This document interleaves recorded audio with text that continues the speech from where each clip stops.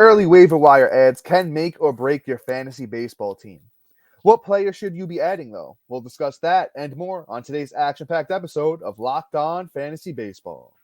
You are Locked On Fantasy Baseball, your daily fantasy baseball podcast. Part of the Locked On Podcast Network, your team every day.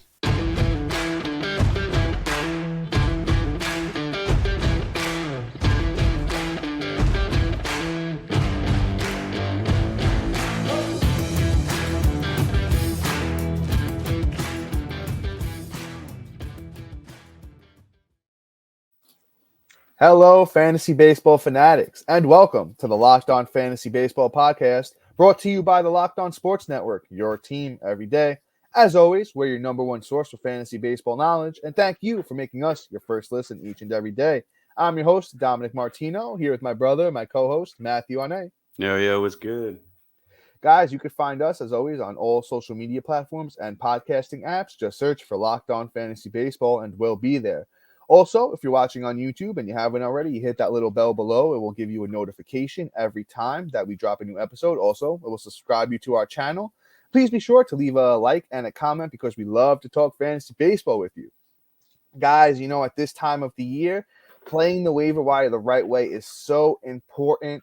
So that's what we're here to do for you guys today. We're going to give you some great names that are pretty much mostly must-haves for your fantasy baseball team. And Matt, I know you got a great one up first for us, my brother.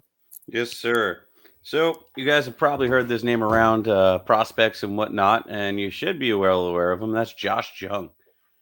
Josh Jung is honestly having a great start to the season with 5 runs, 2 homers, 4 ribbies, and batting .318, which is great. He's only 55% owned. I mean, yes, it's over the 50% mark, but I mean, shoot, we all know how bad and how much we've been complaining about third base and what that situation has looked like with the talent drop off. I mean, Josh Jung is kind of a no-brainer for anybody who's either missed out on third base, like top end talent, or just somebody that just hit an injury. You know, like, I mean, shoot, who did I just lose? I've lost almost my whole team this year, so I can't keep count. Tough so far. But yeah, I mean, injuries pop up. Third base is hard to get. And honestly, the guy was a great prospect.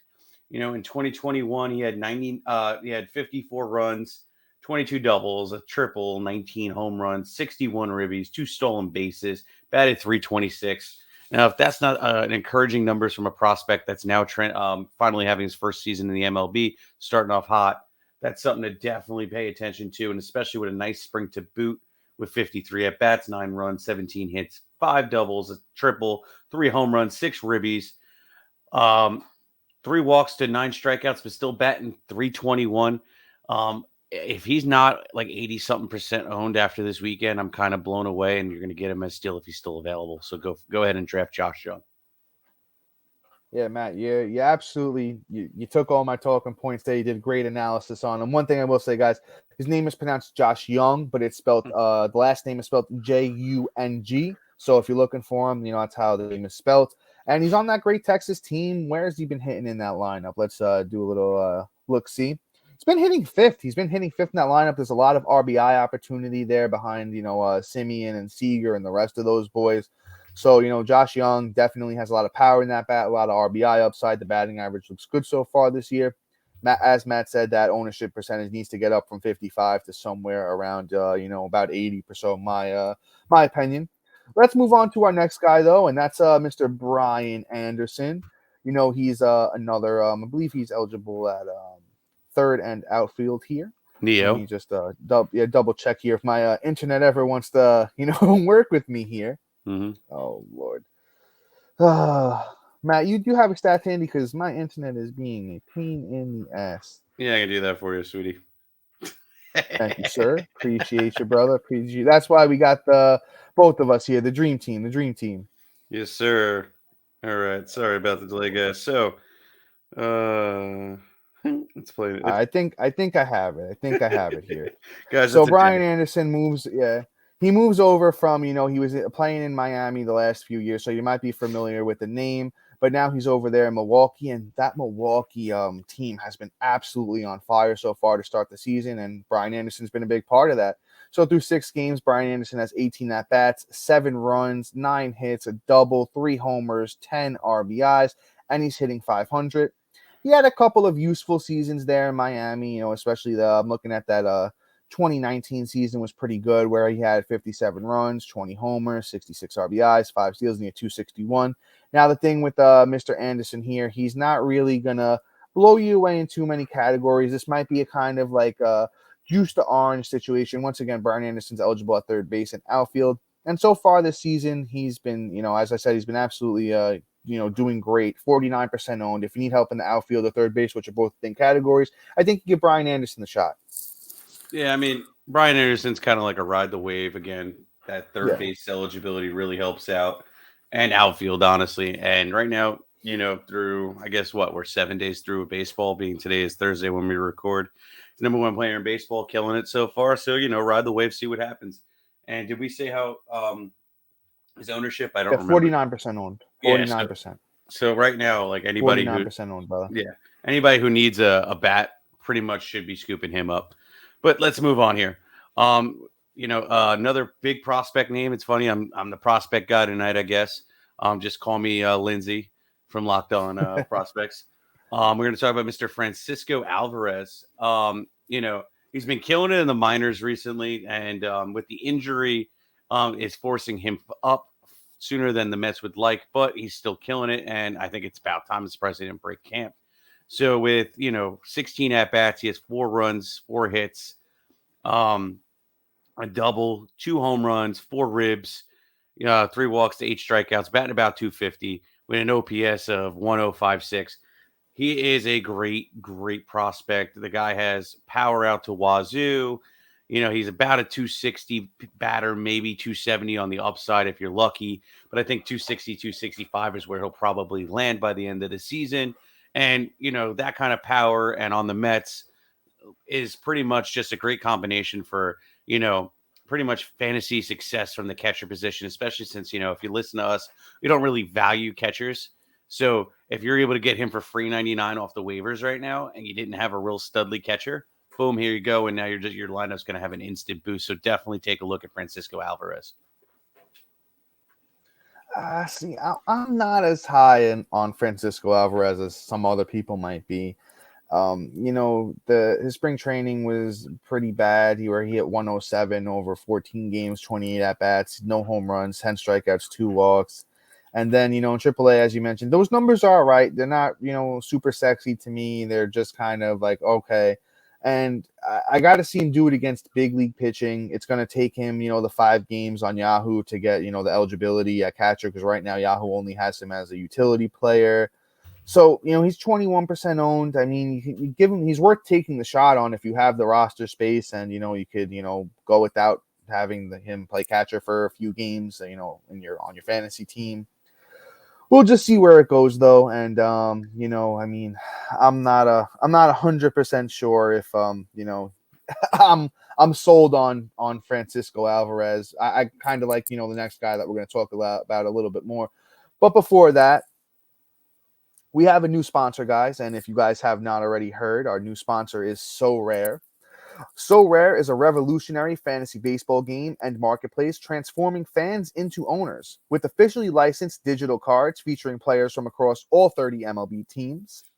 Unlike other fantasy baseball platforms, So Rare managers truly own their fantasy experience, collecting, buying, selling, and competing with player cards against global opponents to win epic rewards. Win or lose, you still own the cards and there's no cost to play. So Rare recently partnered with MLB All-Stars Juan Soto and Julio Rodriguez to serve as brand ambassadors. And guys, I don't think they could have got any better brand ambassadors than Soto and J-Rod, because they're 2 of the most elite players in the game. Both are featured in So Rare's current brand campaign and will engage with the So Rare community throughout the season at MLB events. So be sure to attend. Head to sorare.com/lockedon. That's spelled SORARE.com to draft your team of free player cards, set your lineup, and start competing today to win epic rewards. Again, that's sorare.com/lockedon to start playing today. So next up, Matt, we got another great player here. You want to take the lead on this guy? Should I grab him? You got it, man. Go for it. All right, guys. So if you've listened to this podcast at all, you know that we love this guy, and it's Logan O'Hoppe.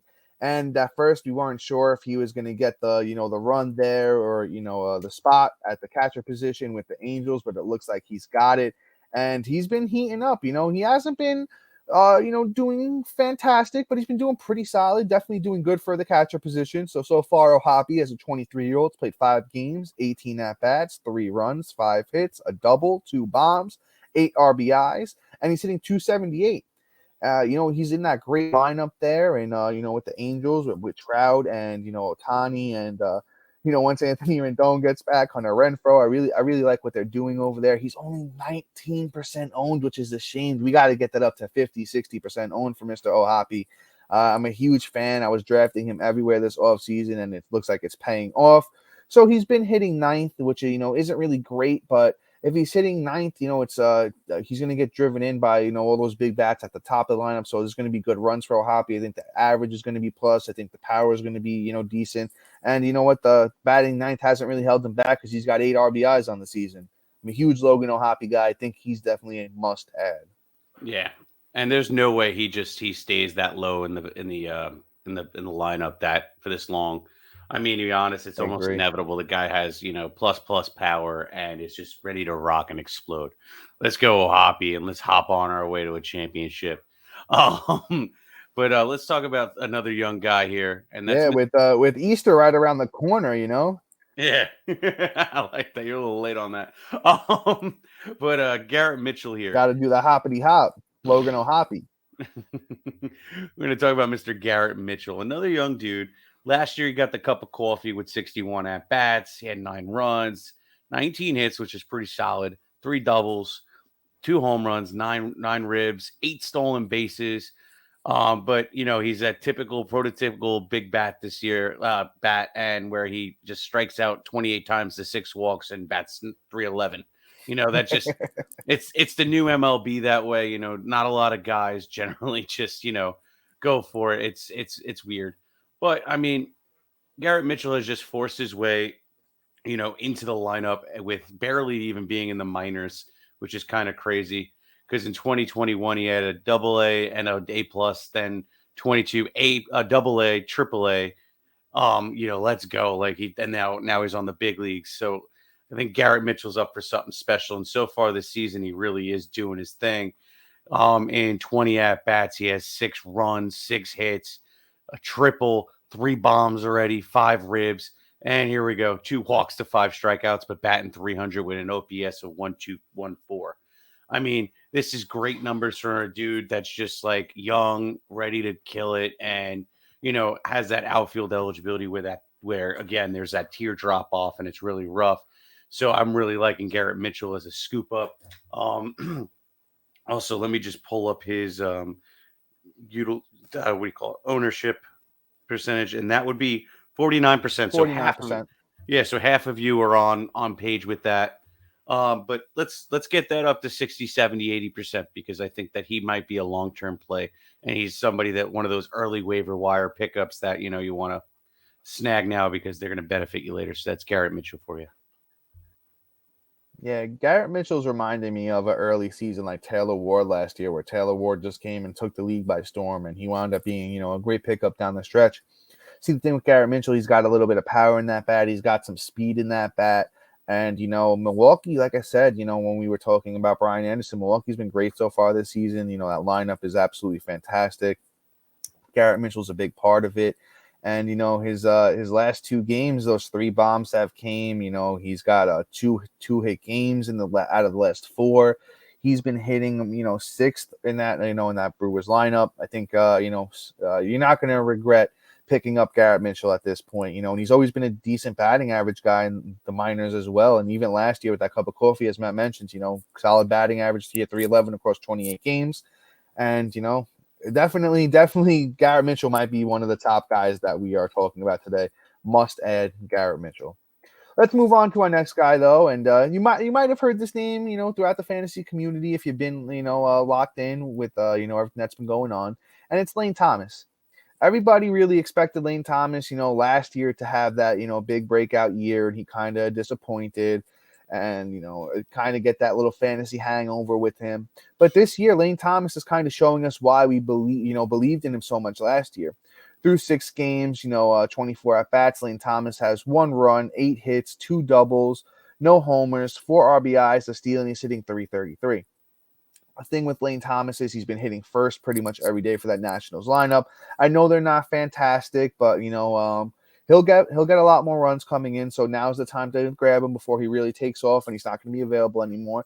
He's got a little bit of speed in that, in his game, in his repertoire. I think he's good for maybe like 20 steals. The batting average, maybe he hits 260, 270. This is probably a little bit more of like those deeper league ads. He's not somebody I'm rushing to, get in every league. I definitely prefer, Garrett Mitchell and some of the other guys we talked about before over him. But he does have a little stretch coming up at Coors. If you grab him, you get at least, 2 games out of him in Coors, and maybe that helps out a little bit. And, he got that outfield eligibility. Outfield's been tough. He's 10% owned on Yahoo. So Lane Thomas is worth the chance. I think he is a little bit more of a deeper league play, though, so I'm not rushing out there to get him, but definitely somebody you want to keep your eye on. Yeah, I mean, Bryce just, is interesting, and I would love to see what he does down the stretch. So, I mean, there's a possibility he may be able to make it into the, 12-man leagues with, short benches if he keeps this up, especially if you missed out on steals. So definitely keep an eye on him. But talk about steals. Let's talk about the new Mr. Steal Your Girl, Mr. Brice Turang. Bryce is another Milwaukee player. I guess we like Milwaukee tonight. That is just absolutely just call this Milwaukee, Locked On Milwaukee. It's just that. But my guy is killing it so far. Through 16 at-bats, he has 5 runs, 5 hits, a double, a bomb, 5 ribs, 2 stolen bases, and batting .313 already. If any of you guys haven't really heard who he is, now is your time to be impressed. So last year in the minors, the dude stole 34 stolen bases. He also chipped in 13 home runs. He had, 89 runs and 78 ribs, batting .286. So I think the batting average is legit, but obviously the stolen bases are legit. And if Milwaukee just keeps playing the way they are, the runs and ribbies are going to be there for him as well. And if he could chip you in like anywhere from 13 to 15 home runs, he's a great play. So another person that, hey, I'm down on steals. I need to pick somebody up. Boom, this is a guy. This is a perfect NFBC ad too, because, that is one of those things where that is just strictly roto, where you can just boom sign up. Or if you're in a roto league, scoop him up and get him running. And yeah. So Brice Turang. Here at Locked On, we're super excited about our new sports betting partner, FanDuel. The NBA playoffs are almost here, and now it's the perfect time to download the FanDuel app, America's #1 sports book. New customers get a no-sweat first bet up to $1,000. That's bonus bets back if your first bet doesn't win. Just download the FanDuel Sportsbook app. It's safe, secure, super easy to use. Then you can bet on everything from money line, points scored, threes drained. Plus, you can add up all these bets into a same bet for a same-game parlay for a bigger payout.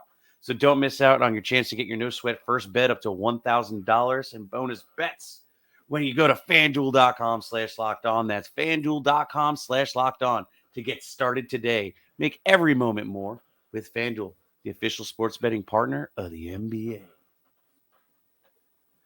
All right.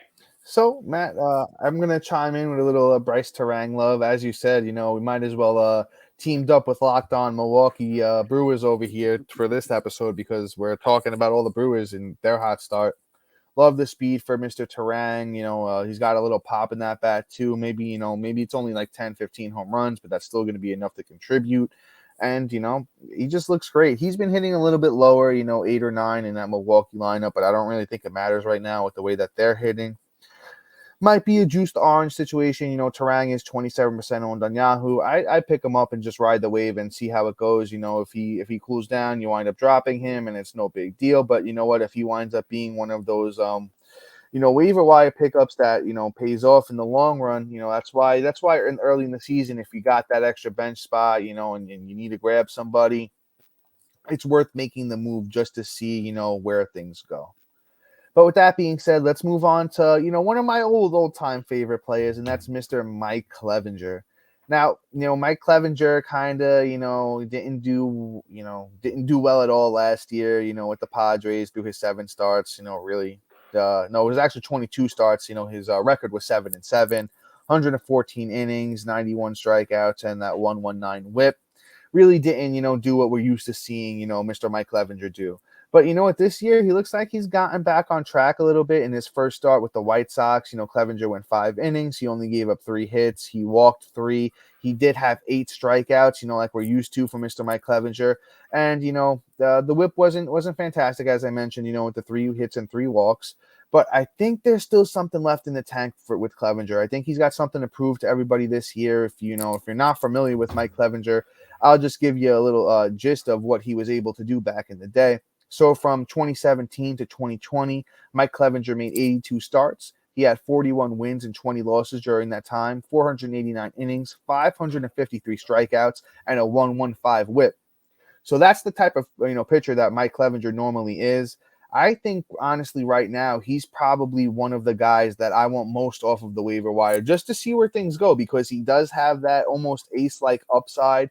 And, right now he's a little bit higher. He's at 57% owned. That ownership percentage is flying up with Clevinger. But that means he's available on almost half the waiver wires out there. So right now, I think you just pick him up and you see where things go. Mike Clevinger has the upside of one of the best pitchers in baseball. Yeah, I mean, Clev is a stud if he could stay healthy, if the phalanges are just, going to hang on. But also, too, I'm not sure on how long of a play he is. He's definitely a ride the wave with the start that he had. And he has a great matchup this weekend against Pittsburgh. So, if anything, I'm scooping him up, let alone just for that. So those 40% of the leagues need to get on that immediately. But let's move on here. Let's talk about somebody that we talked about earlier in the week, and that's Kenta Maeda. Maeda, again, I gave a take on him last night, where I just think that, they finally set him free and he's doing his things. As long as he can stay healthy, the sky's the limit for him. I think he's probably done pitching for the week. 7, 8, 9. So yeah, he's probably done pitching for the week, but next week is where you want to scoop him up. His first start against Miami had 9 strikeouts, a 1.8 ERA, and a 0.6 whip. Just go for it. And then he's another one. Ride the wave till he gets hurt or till he finally busts. I love Kenta Maeda this year, for the short period of time that we probably will have him at 46% owned. Yeah, I like Kenta Maeda a lot. He's always been like a serviceable pitcher during his career. Let's do his whole career numbers. Throughout his whole career, Kenta Maeda has 59 wins, 42 losses, a 3.86 ERA, 767 innings, 843 Ks, and a 113 whip. So those are actually pretty solid, numbers for, any type of fantasy league. And this year he's coming back. He's looking like, his old self. As Matt said, he gets that White Sox team, next week, who's going to be without Eloy for a little bit. Just really got to worry about, like Luis Robert and Tim Anderson. You get past them, you're going to be solid. And Kenta Maeda, just as I said, always been good. I've always liked what he's done. Big strikeout guy, good control. The whip's always solid. He is currently 46% owned on Yahoo, so that's less than Clevinger. So if you can't get yourself Mike Clevinger, you get yourself Kenta Maeda. Honestly, at this point, I'd probably take both of them if I could get them both, because I like what they both can do. They're probably 1A, 1B, to be honest with you. I think I like Clevinger a little bit more, a little bit higher upside, but I think Kenta Maeda has like a little bit safer floor. So it depends on how you want to play it. If you want the higher upside, I'd go Clevinger. If you just want the safe bet, take Maeda. But let's move on to, one more last guy here, and that's Bryce Elder of the Atlanta Braves. They've just been dealing with so many injuries so far. It's been a tough season for, Atlanta Braves pitching. And it looks like, Bryce Elder is, back in that rotation, even if it's only for a little bit. And, he actually went out there and he was actually pretty dominant in his first start with the big league club. He pitched against St. Louis, too, which is a great team. He went 6 innings pitched. He had 6 strikeouts. He only gave up, he got the win. Let me see if I can deep dive on the full game stats there. Let's see if I can get you the walks and the hits there real quick. My internet actually wants to work a little bit better, so that is fantastic. He actually gave up 2 hits and 3 walks, which is not bad for his 6 innings pitched. And, Bryce Elder was pretty good last year when he came up for Atlanta. Bryce Elder last year, he had a 3.17 ERA across 9 starts, 54 innings pitched, 47 Ks, and the whip was 1.24, so it was a little bit higher. Let's see if we can get you who he lines up against next week. It could actually be a start against Cincinnati, which is actually, it's going to be at home too. So that's a very appetizing matchup for Bryce Elder. I was high on him, coming into the season. I thought he was going to have a spot, didn't wind up with the spot. They trusted, Schuster and Dodd over him. But I think Bryce Elder has a lot of, upside, coming into next week. And guess what, guys? He's only 4% owned on Yahoo, so he's a sneaky, sneaky ad right now. Definitely go get yourself some Bryce Elder. Yeah, for sure. And the best part is, too, I think, with the way he's pitching, he's going to stay in that lineup even once, Wright comes back next week, which is confirmed. He'll probably be back in the lineup next week. And then when Soroka finally is ready to take his spot, I think he's that fifth man, and we call it a day with that Atlanta Braves. So he may be somebody that you just scoop up and might have for a while. As long as he's good, you stay good with him and just ride that wave. But Dom, I think you should take it away there, my friend. Yes, sir, guys. So that is all for today. Please be sure to like, subscribe, comment, rate, and review. Check out our website if you already have it. We're going to, be posting all of our waiver wire ads and stuff like that. We're going to try and be posting, a couple of articles here and there to keep you updated, throughout the season on some, deeper dive type of things. And thank you for making us your first listen each and every day. And after this, why don't you make Locked On Reds your second listen with our pal Jeff, guys? A great analyst with the Cincinnati Reds. And there's so many Reds prospects that are probably going to make their debuts this year. So it's good to get, ahead of that now and make sure you know all of the names and who they are and the positions they play and how they're going to contribute to fantasy baseball, along the lines here. It's just a great listen. So, guys, we will be back on Monday with a new episode. Probably going to be covering, some more waiver wire ads, going to recap some stuff that happened on the weekend. So, make sure you guys lock in for that. But until then, guys, peace.